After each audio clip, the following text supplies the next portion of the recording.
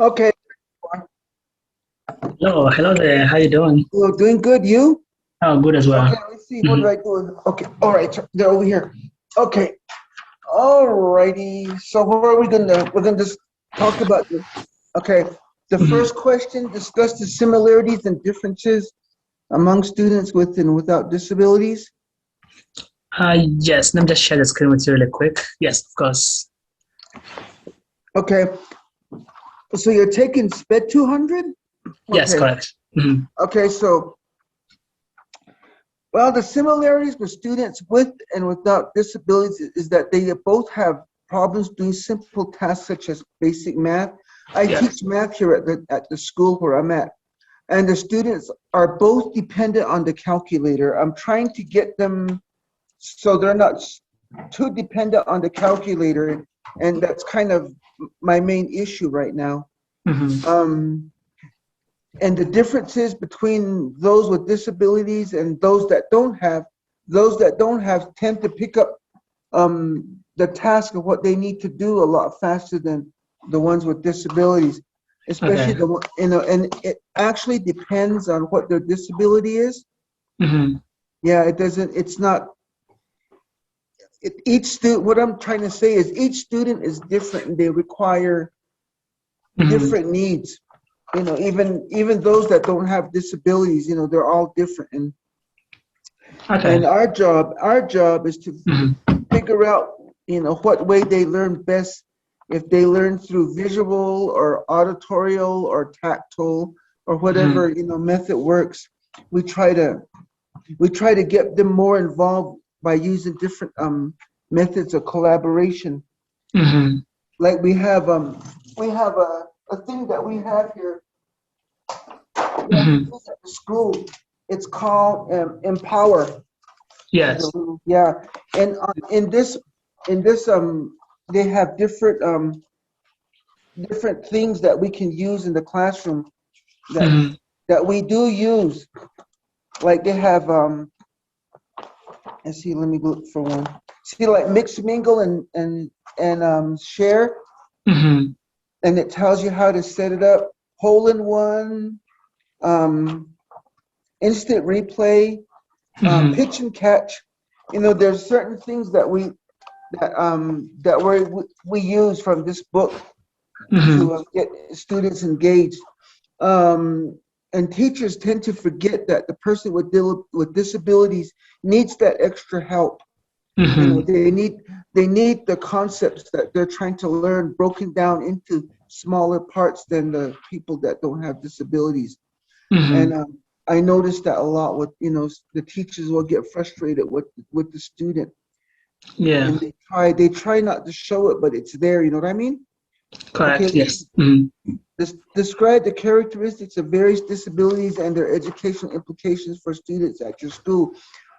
Well, just like I said, it varies from student to student. This is hmm such a wide range that students may need more time in grasping what is being Yes. taught. And I teach resource math, and I noticed that with my students. Like a month ago, we started multiplying binomials, hmm and I taught them the FOIL method, and I had the hardest time trying to figure out what they weren't getting. hmm And then we started factoring binomials, get the quadratic equation into binomials. We were going backwards, and they weren't getting it. And I'm like, wait a minute, what's going on here? hmm So I finally figured out. I said, okay, they're not grasping that. If you have hmm x squared minus 2x plus 7, hmm all they're doing is the 2x. They're not including the sign. They're not saying negative 2x, or they're not Uh, saying positive 7. So they're hmm only getting just a portion of the integer. So I hmm went ahead and taught integers and how to identify integers, and then we went back to it, and after and then I had another problem. I'm like, okay, um, what's my, so like, if let's say we had 3 times 4, Mhm. I would ask them, what is 3 times 4? And that's when I found out that they were having a hard time with multiplication. They couldn't just boom, shoot out the answers. Some of them could, and some of them couldn't. Mhm. It was just a difference of where they stood as far as their. And I noticed that when I start doing this, that there was frustration, and Yeah. students were saying, my students were saying, "Oh, we're just dumb. We don't know how to multiply." Mhm. And I told them, I said, "Okay." I said, "Rule number one." I said, "I don't want that word used in my classroom. None of Mhm. you are, And I explained to them. I told them, I said, "None of you are stupid." I Mhm. says, "We all gotten so used to the calculator." I said, Mhm. "We have calculators on our smartphone. We have calculators on the laptop. We have Yep. calculators on the desktop. And we have the actual calculator." I said, "How Mhm. many of you guys actually sit down and actually do multiplication in your head with a piece of paper and pencil?" I said, Mhm. "None of you don't do that anymore because of your access to a calculator." And then Mhm. they kind of felt a little bitter about it. And we went on from there, and we I gave them a multiplication table, Mhm. and I told them, I said, "Okay, we're going to highlight perfect squares." So we went Mhm. through and we highlighted three, no, 4, 9, 16, 25, 36, 49, 81. Mhm. We highlighted those, and I told them, "Okay, these are perfect squares. Mhm. These multiply 3 times 3, you get 9. 2 times 2, Mhm. you get 4. Yep. 4 times 4, you get 16. 5 times 5, you get 25. Mhm. 6 times 6, you get 36. 7 times 7, you get 49.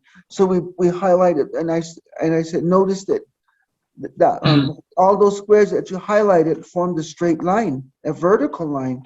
So they were Mhm. like, "Wow," we went through that. And I noticed that some of my students that have autism, Mhm. if there's a slight change in their schedule, they tend to get upset about it. They like Yes. things set in a certain way, and they don't like things that change. I noticed that about them. And Mhm. and then some of my ADHD, I have 2 students that are ADHD. They Mhm. tend to get they can't sit in the desk. So one of them, I found out that, well, what works best for him if he sits on the floor in the corner and he does his work. Mhm. So or he sits right below the window and he does his work. I'm saying, okay, you can sit there. Mhm. So finding things like that would work for students. Is what I try to do. Mhm. Um, Explain the effects of disabilities can have on students on academic and social development. I noticed that some of my students that have developmental disabilities tend Mhm. to isolate themselves. They don't um, they don't have very many friends, and if they do, it's like Mhm. they hang around with that same group. They feel comfortable with that same person or that same group. They don't Mhm. want to make new friends. I noticed that about them. And Okay. a lot of my students, like in first hour, I noticed that some of them, they're like withdrawn from one another, and Mhm. they don't want to become friends with that person because of, you know, they're kind of afraid because of their disability. They tend to get Okay. frustrated a little bit more. Mhm. They don't want to pursue anything that's difficult for them that they can't understand. So Mhm. as a teacher, you have to go in and figure out, okay, how am I gonna make this concept to Mhm. a point where it's not so difficult, where it's you can break down the concept that you need to teach, where they could read, where they could learn and they could understand what is being taught. That's the thing that I go with a lot. Mhm. I deal with that a lot, trying to break down the concept of teaching with them. And Yeah. and sometimes I get lucky, bang, boom. I Mm-hmm. hit it right on the spot, but and then sometimes I'm sitting there like, oh my God, just like the thing with factoring quadratic equations. I Mm-hmm. sat there for the longest time trying to figure out what in the world are they lacking? What are they Mm-hmm. not getting? Why is Mm-hmm. it they can't answer these questions right? And Mm-hmm. after sitting there for a few hours, I finally figured, hey, this is what the problem is. And I had to ask this guy from Empower, and he says, well, okay, Mm-hmm. this is what they're probably not understanding, so you need to come back and do this. So I did, Mm-hmm. and it worked. So let's see, explain the effects. Okay. Describe how factors such as cultural diversity and human issues affect students with disabilities. Mm-hmm. Well, that depends too on how the individual is brought up. It's like, you can't just say, okay, well, this bunch of students, this is their problem. This bunch is because with students with disabilities, they all have their individual issues. They all Mm-hmm. have they were all brought up different, Mm-hmm. and you have to take that into consideration when you're dealing with them. You know, just like for instance, Monday, I gave them a word problem, and Yeah. I gave them a worksheet with word problems. And when they turned it in, it was blank. See, this is what I gave them. It Mm-hmm. was blank, and I'm like, wait a minute, why? What is the problem here? So Mm-hmm. the next day, I asked him. I says, I gave you guys a worksheet with word problems.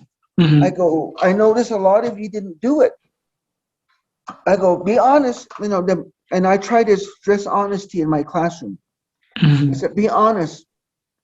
Did then one of them raised his hand? I go, yeah. He says it was too hard. Mm-hmm. Okay. Um, now, was it too hard to read? Was it too hard to understand? Or tell me what part of it was too hard. And he says, Mm-hmm. well, the whole thing. Okay. Was it the Mm-hmm. wording? Was it the way it was worded? Or was it, what part did you not understand? He goes, it was just totally hard because there was a lot of multi steps. So from Mm-hmm. that point, I said, okay, they can't do problems with multi steps. They can't do problems that have more than 3 or 4 steps to it.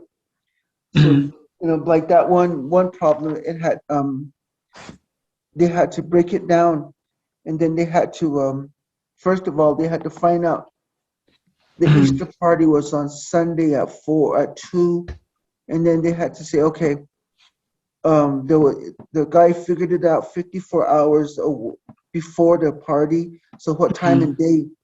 So he had to go in. First of all, he said 54 hours, Mm-hmm. Sunday at 2, and so they had to figure out, okay, there's 24 hours in the day, so they had to Mm-hmm. divide the 24 or 54 and the 24. It came up 2 hours and 2 days and 4 hours, something like that. Like, Mm-hmm. so they had to do that, and because it contained a lot of steps and they had to have prior knowledge, that was kind of a problem for them. They couldn't understand. So that Mm-hmm. was the thing. So I noticed that problems that questions that have multi steps, they tend to have problems with that. Uh, um, Mm-hmm. Addressing the unique learning needs of students with disabilities in the classroom. Well, that one, you have to figure out, okay, just like I Mm-hmm. was mentioning earlier, are they visual learners? Are they auditory learners? Are they tactile learners? And what I mean by Mm-hmm. a tactile learner is, okay, does this person learn from grabbing something, having a hold of that, whatever it is, or do they learn from seeing? So what I try to do is I try to implement, for something for them to see. I try to call them to the board and have them, do problems on the board. There's different ways that I try to implement, different learning styles. Sometimes, but the one I have the hardest with is the tactile. How do I get manipulatives so that they can have a problem and solve it? And since it's with algebraic equations, it's kind of hard. If it was basic addition or multiplication or division or subtraction, we could use little cubes. But since we don't have, it's hard to get manipulatives for algebra. So that's the thing. Okay, explain strategies you use when collaborating and co-teaching with general education teachers. Include discussions of why it is important to avoid becoming. Okay, so that one here, we have this that we use. It's called quarter 4 unit plan. This was given to us. So what I do with my inclusion teacher is we go through this and we make a plan, and we decide, okay, on May 9th we're gonna address this topic, this standard.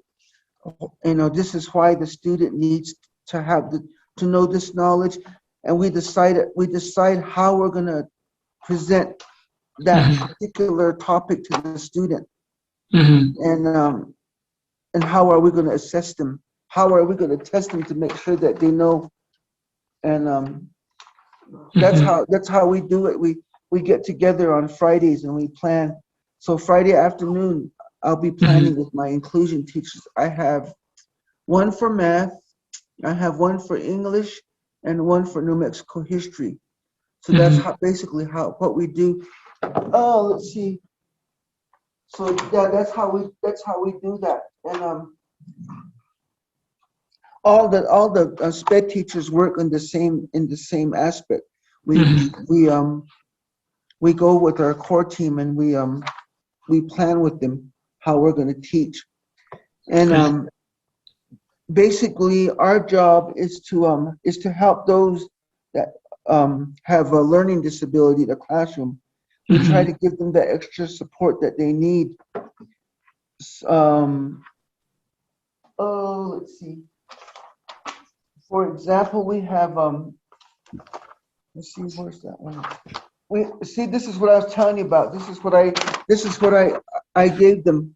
See, this is the multiplication table that I gave them. And if you'll notice, all the squares are highlighted. See? Yep. This is what they use when we use them, like factoring. They use this table, and they get out the table and say, okay, so we have a plus b quantity square. So let's say 3 plus 7 to the 4 square. What is 7 times 7? And then they look on here and say, okay, it's 49. Okay, is it going to be positive or negative? Then they're able to determine that using that table. So that stuff like that, I try to get manipulatives like this for them to use. And I also try to use different things like this. See, this is a thing for Easter. I try to give them things like this that that just has basic math, so they can. And I tell them, don't use a calculator. I want you guys to go in and figure it out yourself. How to figure it out. And this is another thing that I use that my students are doing. This is something about the combine operations with polynomials, adding and subtracting. This is what they're doing. One of my classes, and then another one in my algebra classes, I have them doing this. See, this is another basic, something basic for them to do that. So they'll be able to use multiplication, division, Mm-hmm. subtraction.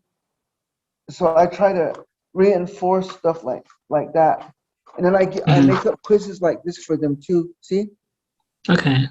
Yeah, this is what I use for them. That's the answer key. Mm-hmm. So, okay, describe how you use various types of technology to support students with disabilities. Well, the technology that we use is all the students have their own laptop. Mm-hmm. And when they come in the morning, they go into a program which is called IXL. Um, Mm-hmm. let me bring it up on this other computer here. And in this IXL program that I use, that the school uses, Mm-hmm. it's a pretty good program because it breaks down pretty much everything for the student. Uh-huh. And it's pretty much broken down for Mm-hmm. you go into student, and then it shows you here. See, for the last 30 days, see it Mm-hmm. tells you right here how many questions they answered, how long they've been on IXL. And if Mm-hmm. you want to go to each particular student, if you Mm-hmm. want to find it, then you go to like yesterday, let's go last 7 days. So you go to a particular student and you click on their name. It Mm-hmm. gives you a breakdown. See, like this guy here, his name is David Burbank. Mm-hmm. See, he answered 3 questions. He was on IXL for 12 minutes. He completed 2 skills, and it tells you what date they completed on. See right there where the green is? It Mm-hmm. says Monday. Yeah. So that's how we use our technology in the classroom. We Mm-hmm. have that. We have that, and we have different. We have I don't know if you heard of Kahoot. Yes. Yes. I It's use great. Kahoot. I Mm-hmm. use Kahoot a lot. Yeah, it's a And what nice I do, yep. yeah, what I do is I develop questions that are pertaining to what the students are learning, Mm-hmm. and and in the morning, and they get on IXL for 10 minutes. In my class, it's for 10 minutes. For Mm-hmm. the lady that teaches English, she has them get on for 15 minutes. Mm-hmm. It's just, it's just a matter of preference. It really doesn't matter how long as they're on there for a certain amount of time. Mm-hmm. Um, and then we use the Empower, the book Mm-hmm. I was showing you. Yes. We use that. And there's a lot of different strategies or different activities for them to use. Mm-hmm. And just like this one here, let's see, find the yellow flag. Let's see if I can find that one. There's a thing that they call pitch and catch. My Mm-hmm. my my history teacher uses that, and Mm-hmm. what that is the okay. Like for instance, he has them read a textbook. Let's see what my here's the textbooks. Okay, this is right here. See, he Mm-hmm. has okay. These are the textbooks that we use in Okay. middle school history. So Mm-hmm. he'll tell them to go to page. Uh, he'll go to lesson 2, Mm-hmm. and then he'll tell them, okay, I want you guys to read the first part and the second part, and then he gives them a piece of paper, Mm-hmm. and he tells them to write down to highlight. The person Mm-hmm. will highlight the article that's in the book. He'll Mm-hmm. copy it and tell them to highlight it. They Mm-hmm. highlight it, and then after that they go and then the person that's reading Mm-hmm. will read, and then the other person will highlight. Mm-hmm. And what he'll do is he'll say, okay, I want you to get 2 main ideas. Break it down. Write 2 sentences about what that Mm-hmm. paragraph was about. Okay. He Mm-hmm. does that for maybe 4 paragraphs, and then they have 8 questions. Okay, write a summary about what you wrote, Mm-hmm. and they do that on their computer. So we use Teams in at our school. So a lot of our assignments are on Teams. But Mm-hmm. the only problem I have with Teams is that a lot of them don't like to be on it. Mhm. And they go, why do we have to be on Teams and we're in school? And Mhm. I said, well, because it's part of the program. And Mhm. then in my financial lit class, we have to teach something about basic, what it's going to be like when they go out into the real world. Mhm. So this is what I have. I have a check register, Mhm. and I have a bank reconciliation statement that they fill out. So Okay. this is banking services. This is my financial lit class. So we Mhm. go through the how to write a check, and I says, I don't really dwell on how to write a check because we don't write checks anymore. It's all Mhm. electronic. But Yeah. they go through. Let's see if I can find something that they did here. And Mhm. here's one. Okay, this is an example of one of my students' work. Mhm. Okay, what I do is I have them. This is what I give them. I give them a Mhm. check register, Okay. okay? And then this is the person's checkbook. Mhm. That's this right here. Mhm. And I go, okay, go through and find out what checks cleared the bank and which ones haven't. So Mhm. they go through. This is the check register, and this is the bank statement. Mhm. And then they go through, and then they list the checks that haven't cleared. They total Mhm. it, and then they figure this out on the side here. Mhm. And when they do that, the total here should match. This total here should match this total here. Mhm. Which this one does, it's 112161. 112161, yeah. So the totals match. If the totals match, then they did it right. Mhm. If they didn't match, then I tell them you need to go back and redo it. So that's Mhm. what the IXL is for. That's what, I don't know if you've Mhm. ever heard of IXL. Yes, I have an account as well. Yeah, so Yes. that, Mhm. that's a real good thing to use with them. Yes. Um, as far as the idea and the HIPAA law, Mhm. there's a lot of things that we do not, as sped students, we don't share with other teachers. The only thing we share with them is the accommodations. Every Mhm. student has a set of accommodations that we share with them, and Mhm.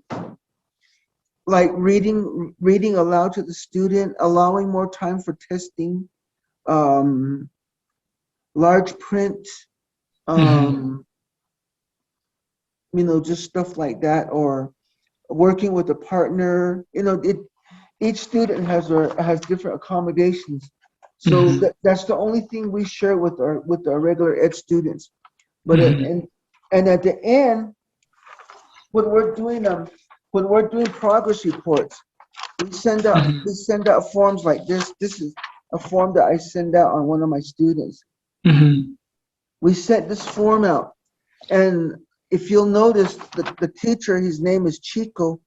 This Mhm. is the Navajo 1 class. And Mhm. these are questions. Does the student complete work? Yes or no? Does he complete homework? Yes or no? Mhm. Performs adequately on daily quizzes? Yes or no? Mhm. Performs adequately on major tests? Yes or no?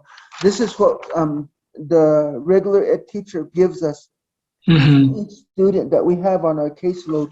Right now, I have 16, and Mhm. it's pretty intense because I Mhm. have a lot of students on my caseload.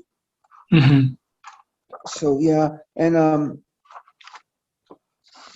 okay, teacher questionnaire, and then from time to time we're given questions like this that we have to from the state or the U.S. government that we had to fill out on each student. How we Mhm. know them and what they need as far as their disability. And then when our Mhm. students graduate, we set up a binder for them. When Mhm. we set up a binder, this is one of the pages that we have on there. It's called Mhm. the student exit survey tier 1 2022 graduate. So I had to do this for two of my students that graduated. This guy already graduated, he's gone. So I made up a binder for him.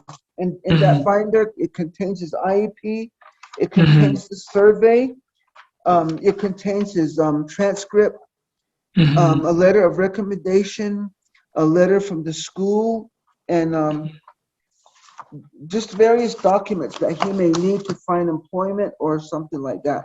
We provide that for him. We give our graduating students those binders, something for them to have, for them to have when they do finish. But as far as sharing information about the student, it's very limited what we can share because of the HIPAA law and a Family Rights Parent Act. That we can't really share too much information with our regular ed our teachers because of that. We can the only thing that we're allowed to share that pertains to them is the accommodations. Like, do they need an area where there's a lot of light or, something like that. So it's, that's very limited what we can share. And some of the time we have students that have problems, and we get emails. The counselor will send us emails about each student, and they'll say, okay, well, this is what happened, and then what we will do too. See, our district gives what we call a CBM. We give a CBM every quarter or twice a quarter. So I think last month we had a CBM back in March.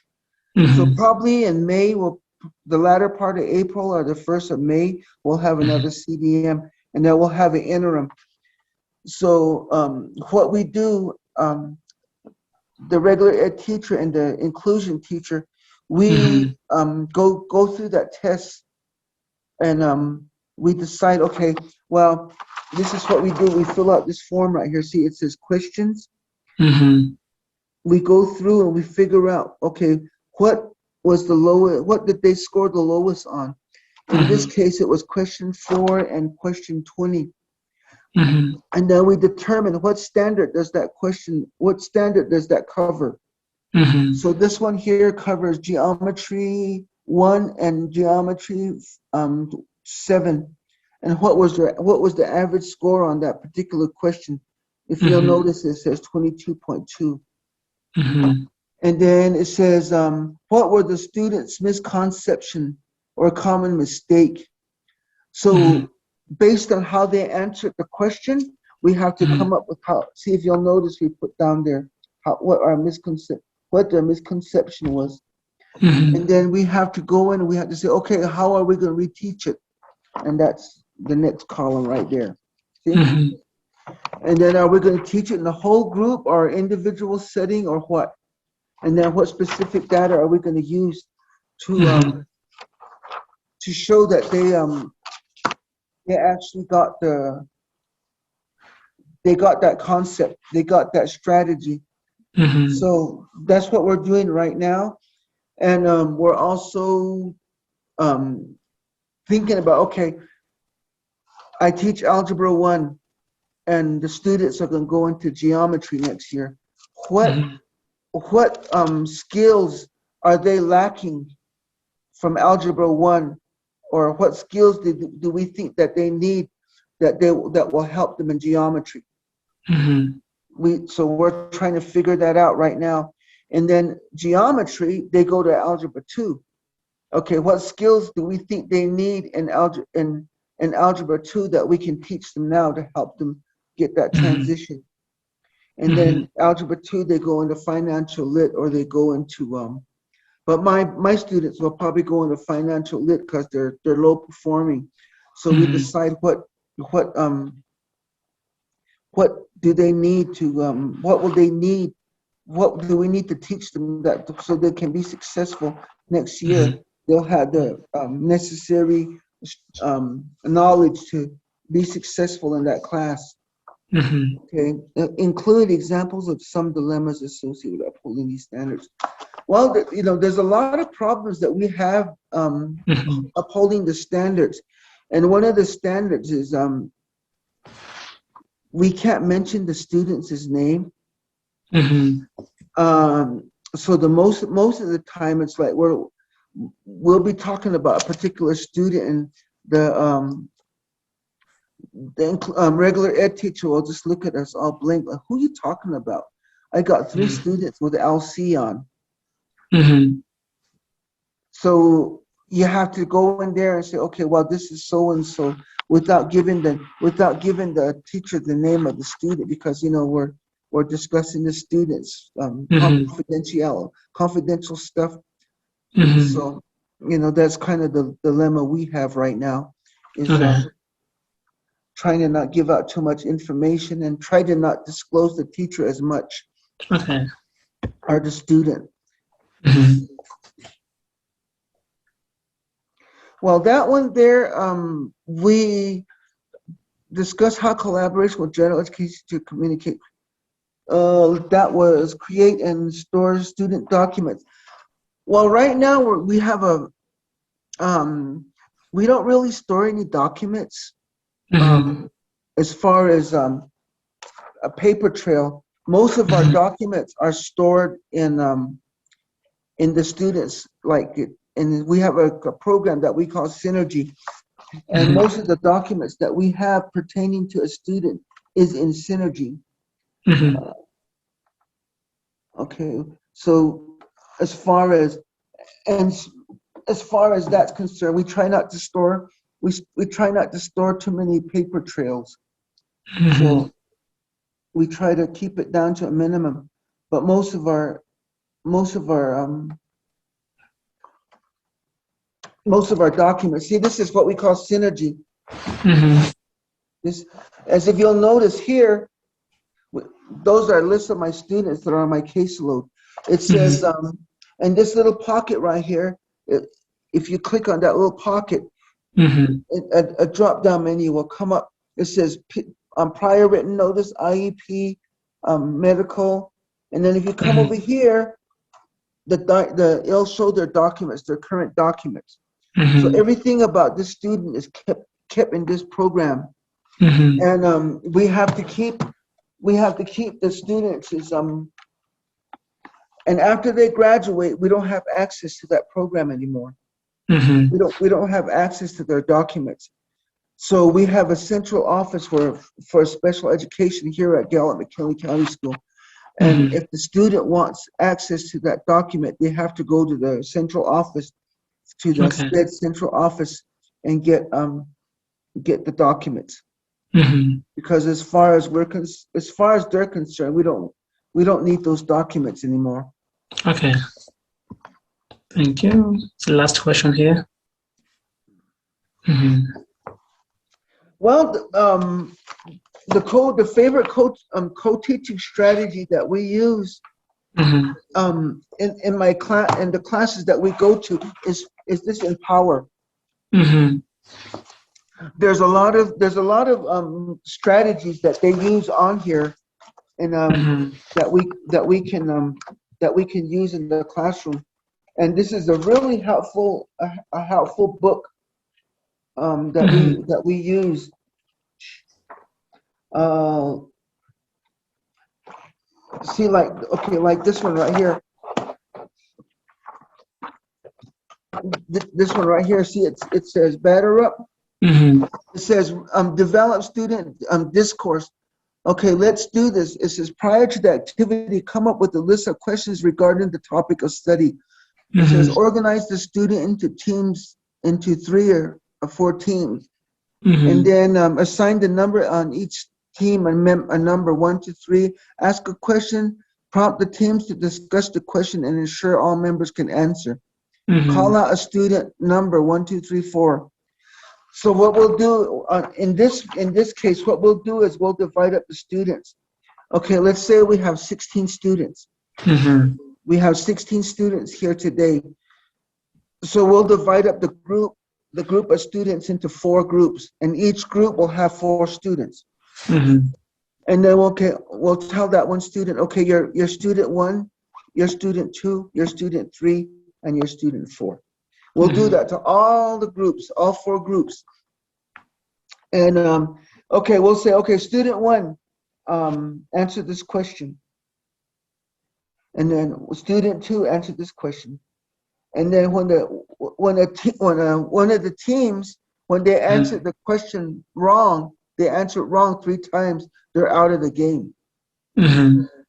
So this is stuff like that. This is a real good game that we use with them. Mm-hmm. If they get out, if they answer 3 times wrong, it's just like baseball, pretty much. They're Mm-hmm. out. They can't answer anymore, so they just sit there until the end of the game. Mm-hmm.